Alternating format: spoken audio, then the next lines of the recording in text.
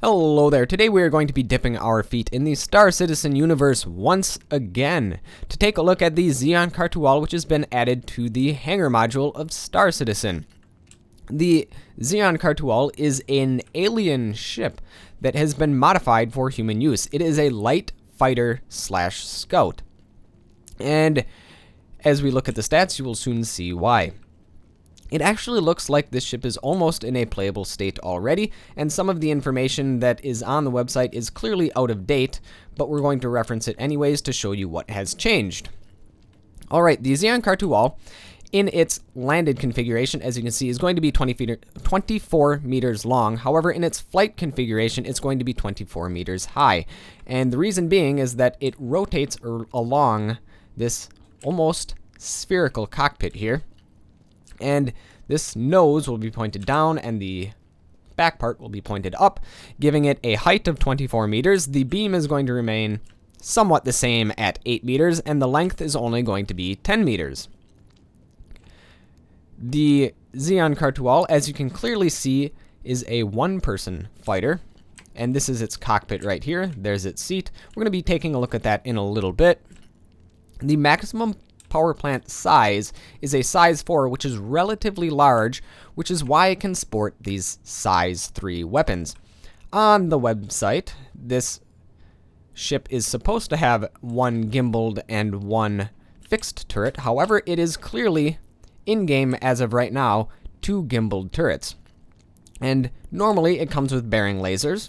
However, I decided to fix the repeaters, as repeaters are more of my style, and you can fit whatever gun you really want to on it, as long as it's size 3, or if you have some sort of adapting thing. If you really want to fit a smaller gun, I suppose you could, but I don't see why. Alright, and as far as shields go, it actually has a fairly beefy shield as well, a size 4 shield, at least it's supposed to, which means it's going to be on par with most heavy fighters, despite the fact it's actually a very nimble and maneuverable scout. I can imagine this ship being very, very favorable to people who like to get into tight dogfights. And for more than just the maneuverability and hard-hitting reason, it actually has fantastic side-facing visibility out of the cockpit, which we're going to be taking a look at right now.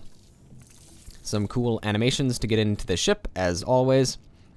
And the cockpit is kind of interesting. The control surfaces are a bit different, being an alien design. It has 2 half spheres to control. One thing I can see being kind of an issue for people who want to fly this ship is that the 2 pillars or pylons in the front of the cockpit are kind of going to impede your forward-facing visibility. If they could narrow those down a little bit, the forward-facing visibility would be absolutely spectacular, and there would be really nothing to complain about. The side-facing visibility is absolutely stunning, as there is nothing really in the way. Also, one thing to note is that that little portion of the ship that you can see jutting out in front of us, you will not see that when you're in your flight mode, because that's going to be actually underneath. So the forward-facing visibility will be better than what you see here, but it still could be a little bit better by narrowing down those pillars and pylons. Anyhow, it is still a very, very good ship when it comes to dogfighting, because of the all-around good visibility from the top, sides, and the front to a lesser extent. So that has just been a very, very, very brief glimpse at what has changed in Star Citizen. We're going to be taking a much more in-depth look at some of the cooler features, like the test persistent universe, which is really just Port Olisar and a couple of other locations, but we're going to be taking a look at that in another video. So thank you folks for watching our brief cursory look at what has changed in Star Citizen and the Xian Khartu-Al. Thank you folks for watching, and I will see you folks next time.